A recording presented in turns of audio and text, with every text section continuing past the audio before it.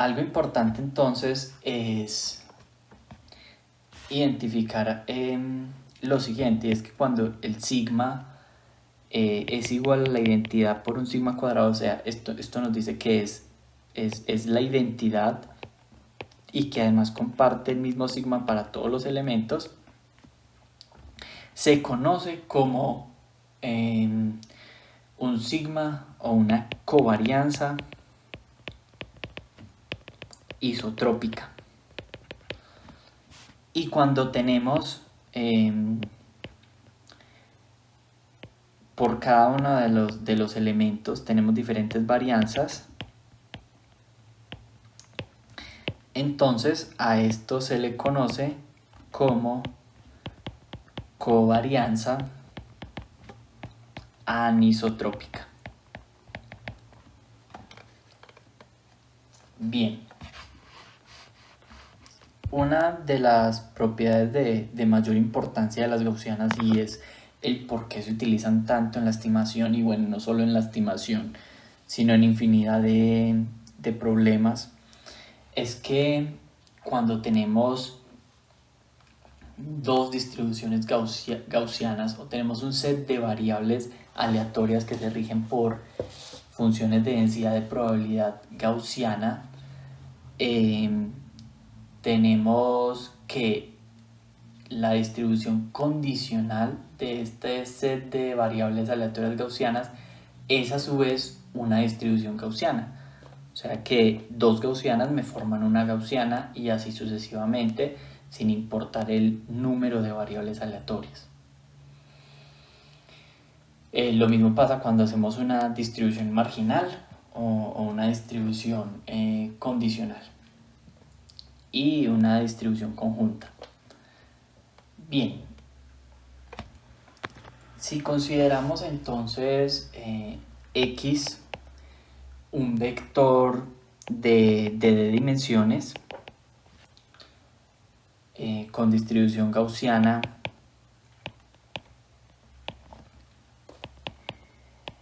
es X dado mu y la covarianza sigma. Entonces vamos a partir esto en dos vectores. Uno sería el vector A, XA, y el otro sería el vector XB. Y esto entonces implicaría que mu estaría dividido en dos partes, mu A y mu B. De esta forma, sigma quedaría como sigma A, que serían las covarianzas en los XA, las covarianzas en los XB y las covarianzas conjuntas.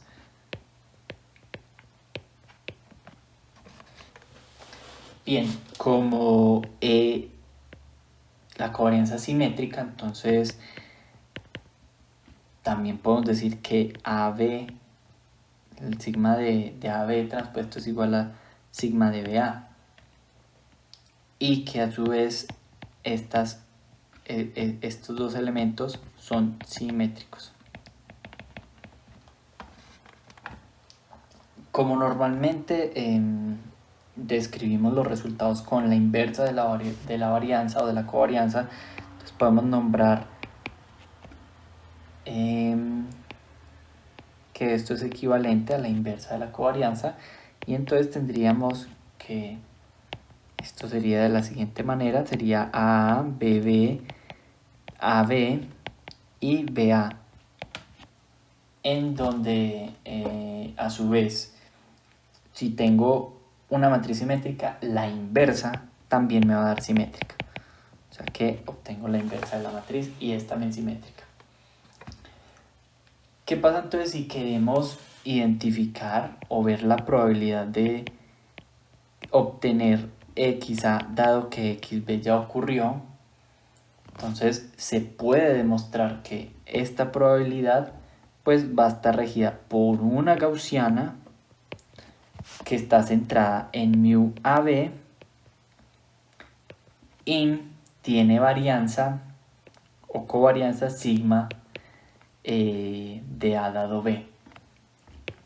Si miramos con más detalle, esto será la varianza de A, perdón, la media de A más un desplazamiento que sufre debido a las covarianzas de B, que serían la covarianza de B con B y la covarianza de AB. Esto es específicamente la varianza en B, y esta sí es la covarianza de A con respecto a B. Y esto por la diferencia entre XB y la media en B. A su vez, la covarianza de A dado B, o de la condicional de A dado B, es igual a la covarianza A menos la covarianza AB por la covarianza a la menos 1 de BB por EBA. ¿Qué significa esto? Entonces, que nuestra covarianza se ve afectada por la varianza en B, que está multiplicada por la varianza de AB y BA. Esto se puede ver como llevar, si recordamos en el blue, cuando la varianza decíamos que era A transpuesto por C por A, y decíamos que C era la covarianza en el espacio original, lo que queremos hacer aquí es llevar esa varianza a un espacio rotado A. Si vemos aquí estamos haciendo lo mismo, lo que pasa es que no se le coloca el transpuesto porque vimos que esto es una matriz simétrica. Sin embargo, lo que estamos haciendo es llevar la varianza en B, o la covarianza en B, al espacio de A. Y ahí estamos entonces restándoselo a la covarianza en A, o la varianza en A. Bien, entonces esto es de muy útil valor, de mucho valor, para poder llegar a diseñar un estimador, porque lo que normalmente nos encontramos en los estimadores es cuál es la probabilidad de obtener un valor t o un valor y o un valor cualquiera dado unos valores x que son medidos o que son observados. De esta forma, si nosotros decimos que estos dos elementos son gaussianos, pues efectivamente esta probabilidad o esta función de densidad de probabilidad va a ser a su vez gaussiana. Bien, tenemos entonces ahora, después de este background de probabilidades y de distribución, tenemos ahora sí el estimador de máxima verosimilitud, el cual lo que quiere realizar o lo que quiere encontrar es el estimador, aquel que maximice la probabilidad de que dichos parámetros formen un conjunto de datos observados. Entonces, digamos que x va a ser el vector x1, x2 hasta xn,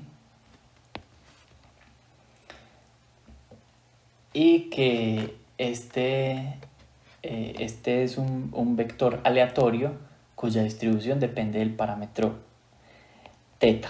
Eso quiere decir que que x está dado por una función de x dado θ. La probabilidad entonces de ocurrencia,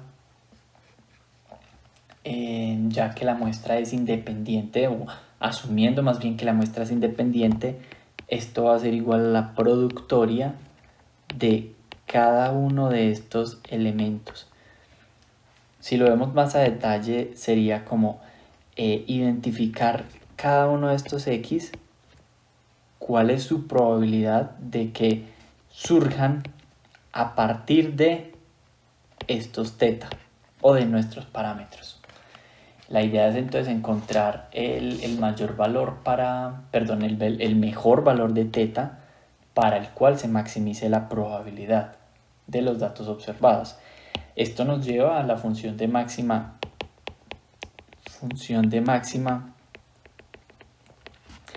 verosimilitud, la cual sería la productoria de todas las probabilidades de que xi o cada uno de estos xi sean dados o sean surgidos por teta. Para encontrar entonces el teta óptimo, lo que tenemos que hacer es una maximización, que será el argumento que maximice la función de máxima verosimilitud, el valor de teta que maximice ese valor. Bien, en este caso pues se hace una ayuda matemática, y es que no hacemos la función de máxima verosimilitud sino el logaritmo de esta función, ya que esto nos permite que esta productoria se convierta en una sumatoria. Entonces el logaritmo de la función de máxima verosimilitud va a ser entonces, en vez de una productoria, una sumatoria de los logaritmos de cada una de las probabilidades.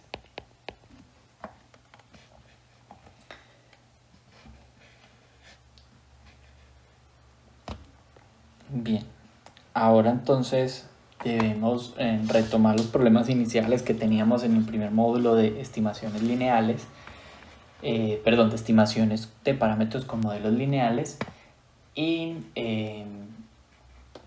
lo que tenemos aquí es, o lo que vamos a ver es un problema clásico de estimación en donde tenemos un valor t que se quiere estimar a partir de los datos xn, es decir, a partir de un set de datos observados poder estimar un parámetro. Como vimos en el blue, pues lo más sencillo es hacer estimadores de modelos lineales, con lo cual podemos decir que y de x dado w va a ser una función lineal de w0 más w1 por x1 más w2 por x2 más hasta wd por xd, donde d va a ser la cantidad de parámetros o de variables que tengan nuestros datos.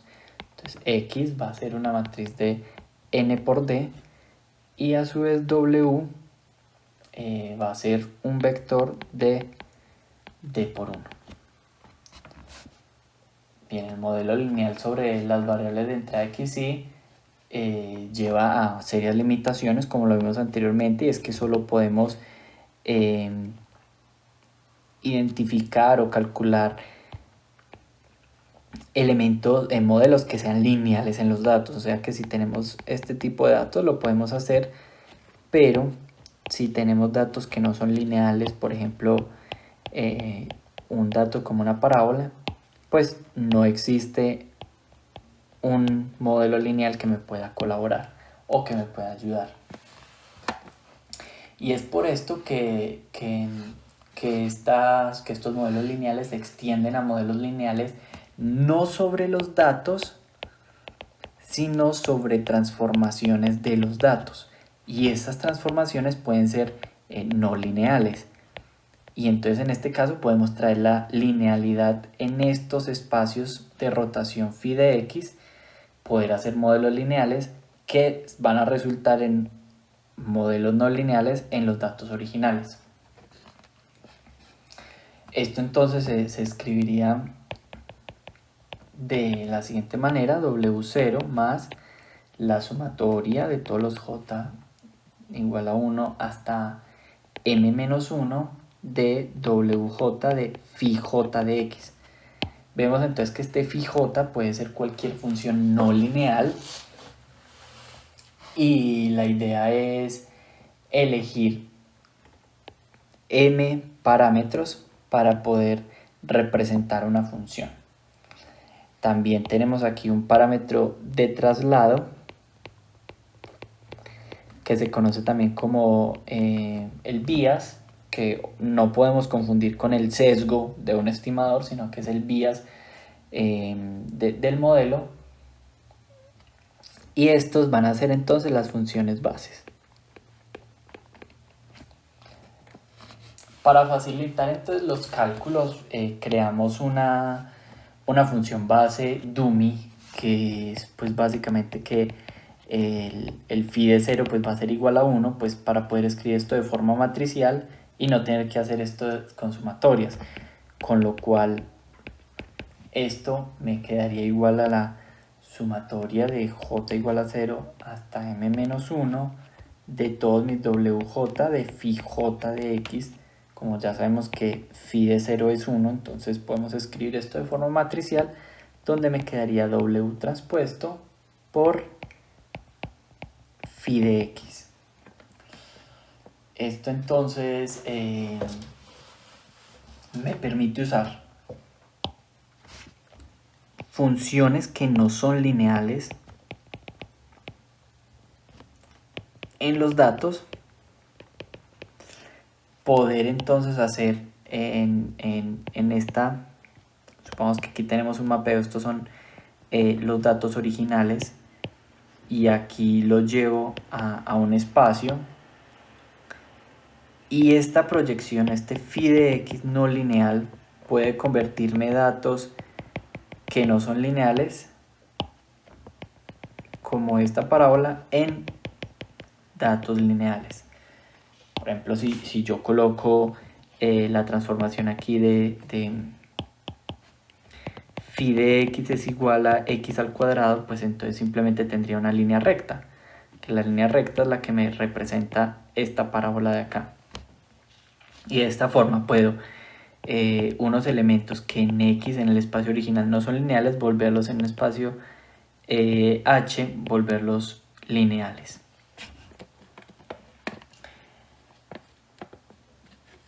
Bien, ahora si agregamos a nuestro modelo ruido gaussiano, entonces voy a borrar esto de acá.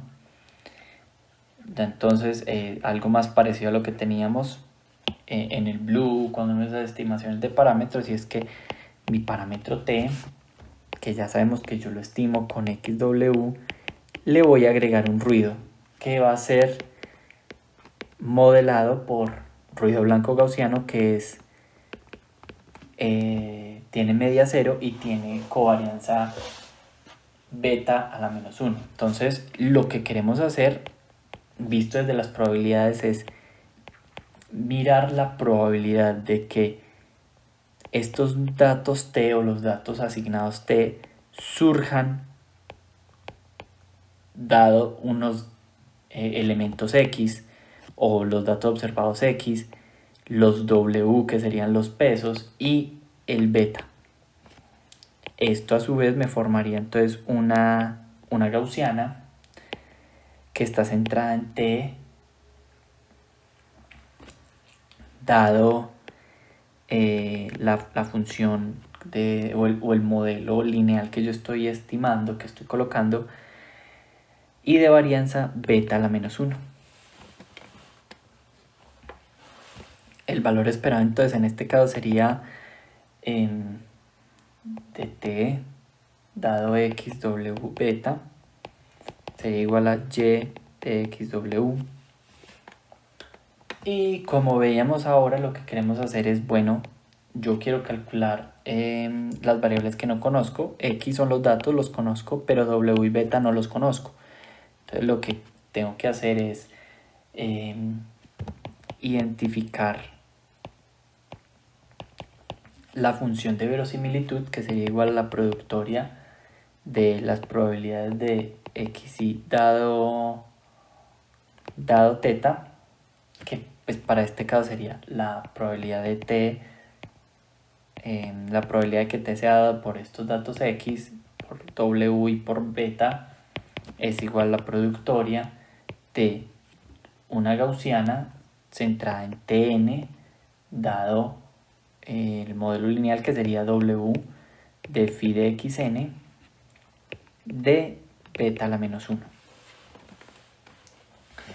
Si colocamos el logaritmo para que esta productoria nos quede la sumatoria, entonces quedaría el logaritmo de la probabilidad de t dado unos parámetros observados, una w y una beta, será igual a la sumatoria desde n igual a 1 hasta n del logaritmo de la gaussiana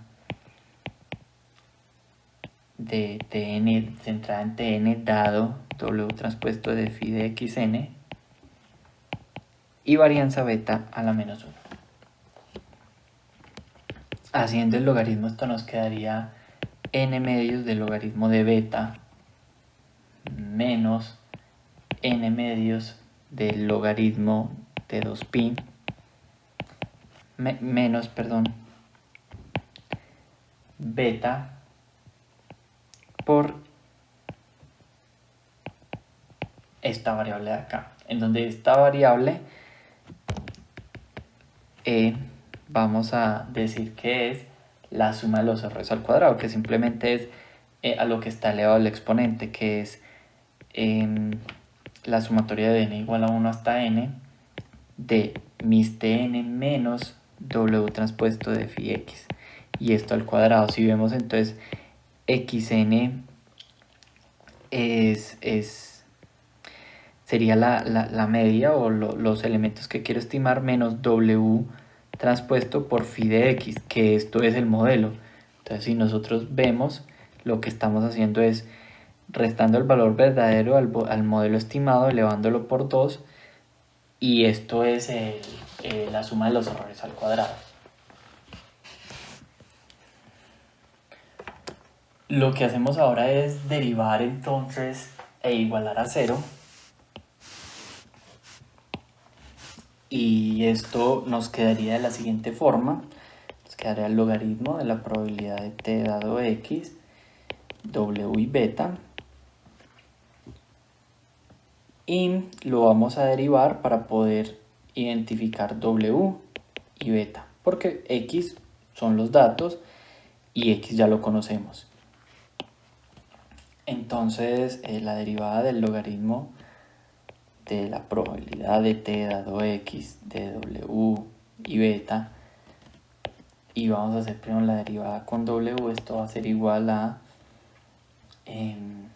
beta dos veces en habla w, sacarle, en la derivada en w, porque si vemos aquí arriba el único parámetro que depende de w pues es este punto de acá. Bien, ahora entonces esto nos queda igual a beta de la sumatoria de n igual a 1 hasta n de t a la n menos w transpuesto de phi de x por phi de x transpuesto. Si igualamos esto a 0 para poder hallar el w, tendríamos entonces que este valor se elimina, hacemos aquí la multiplicación y tendríamos que el valor esperado de n igual a 1 hasta n de tn de phi de x transpuesto es igual a w transpuesto de la sumatoria de n igual a 1 hasta n de phi de xn transpuesto. Bien, si lo escribimos en forma vectorial tendríamos nuestro vector t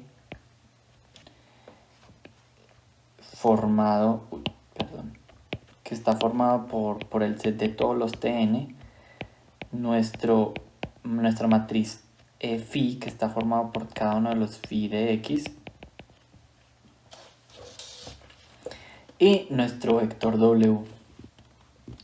Entonces, escribiéndolo de forma matricial, tendríamos t transpuesto de phi es igual a w transpuesto de phi transpuesto por phi, y si colocamos a ambos lados un transpuesto, tendríamos entonces que esto es phi transpuesto por t es igual a phi transpuesto por phi,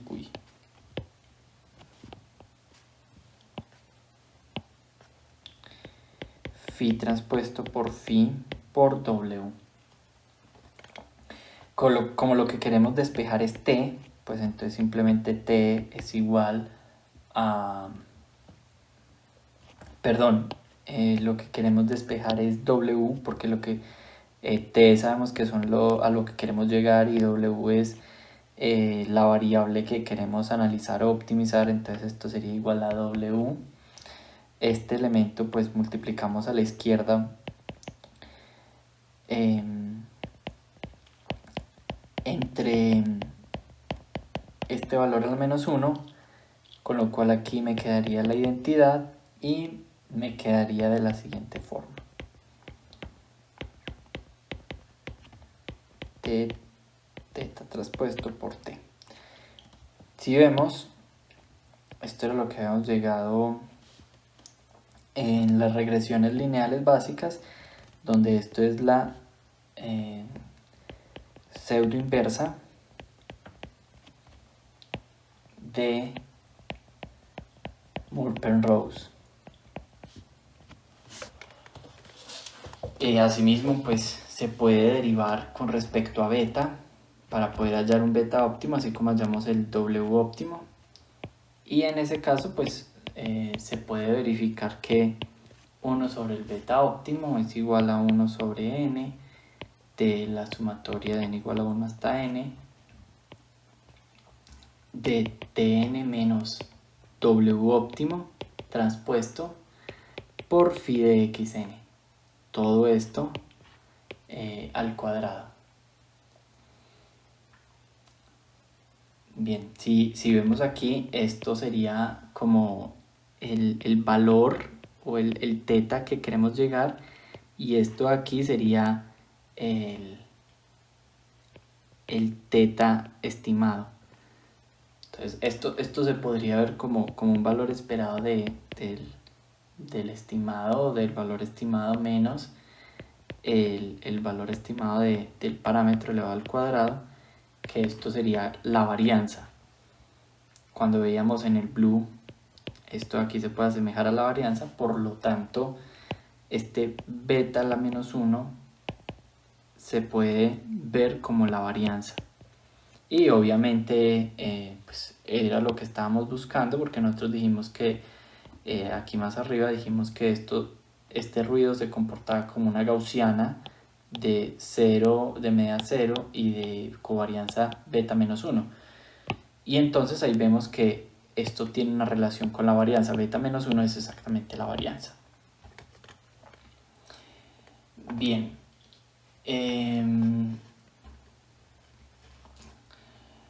Vamos entonces ahora a hacer un ejercicio en el cual vamos a identificar por medio de unos puntos, podemos estimar una señal por medio de máxima verosimilitud. Este ejemplo y el último capítulo, el capítulo 3, que son redes neuronales, desde lo más básico que es el perceptrón, lo veremos entonces en una siguiente clase.